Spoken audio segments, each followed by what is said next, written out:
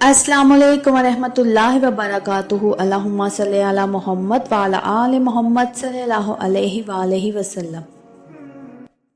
नाज़रीन, दिल की गहराइयों से निकलने वाली बात यह है कि दरूद पाक महज अल्फाज नहीं बल्कि दुआ की रूह है, दुआ की जान है। दुआ की कबूलियत का वो रास्ता है जो सीधा बारगाह इलाही तक जाता है।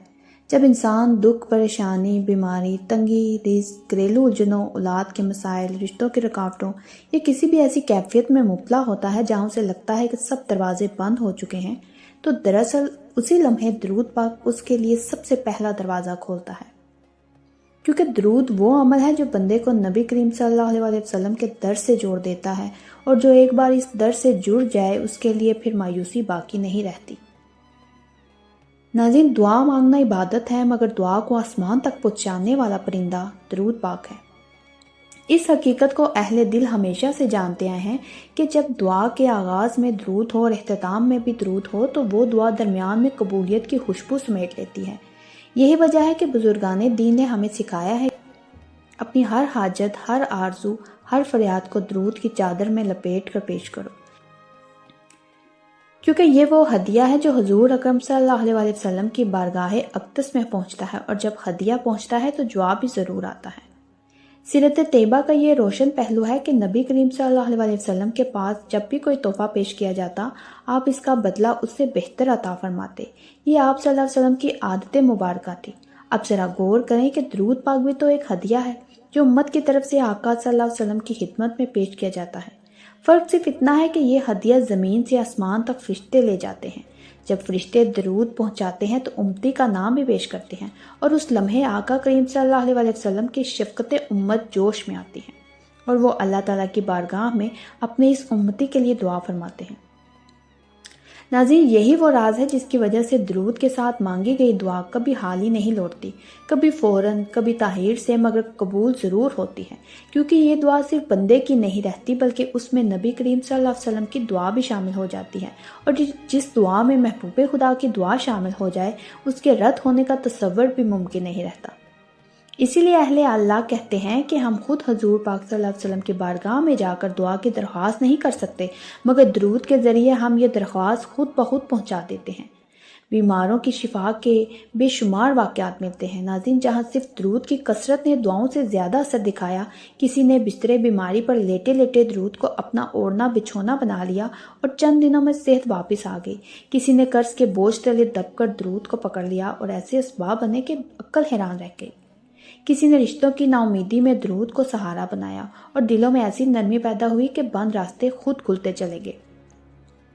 ये सब मौजूद नहीं बल्कि हकीकत के वो वाक़यात हैं जो यकीन, तवज्जो और अदब के साथ दरूद पढ़ने से सामने आए। दुआ की कबूलियत के लिए एक आज़मूदा तरीका ये भी है कि बंदा तन्हाई में बैठकर पहले अपने दिल को दरूद से नरम करे, ज़ुबान पर दरूद हो और दिल में अपनी हाजत का तसव्वुर, फिर कुछ देर बाद अपनी दुआ के अल्फाज अदा करे और आखिर में फिर दरूद पर ख़त्म करे।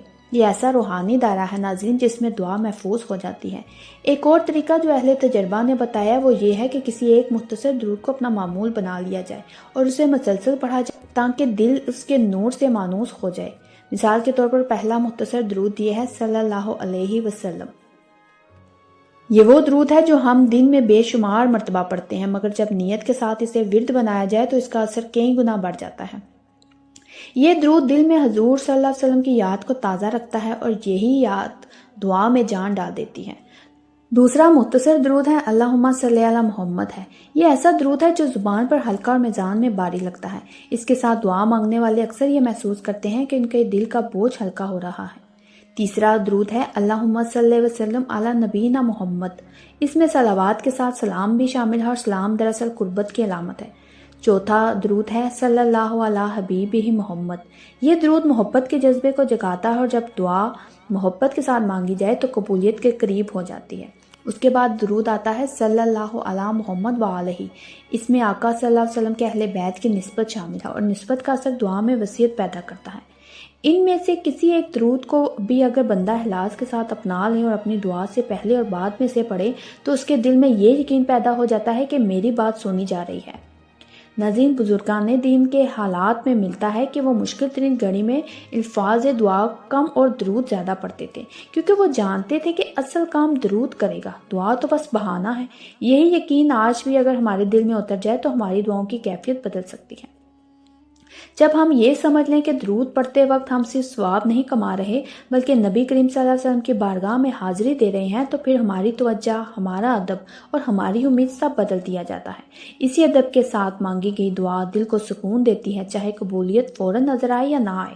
آخر میں یہی کہا جا سکتا ہے کہ دعا کی قبولیت کا سب سے محفوظ، سب سے بااعتماد اور سب سے محبت بڑا راستہ درود پاک ہے۔ جو شخص اس راستے کو تھام لیتا ہے وہ کبھی خالی ہاتھ نہیں رہتا، کیونکہ اس کے ساتھ اللہ کی رحمت بھی ہوتی ہے، رسول کریم صلی اللہ علیہ وسلم کی دعا بھی، اور یہی دو چیزیں کسی بھی حاجت کے پورا ہونے کے لیے کافی ہیں۔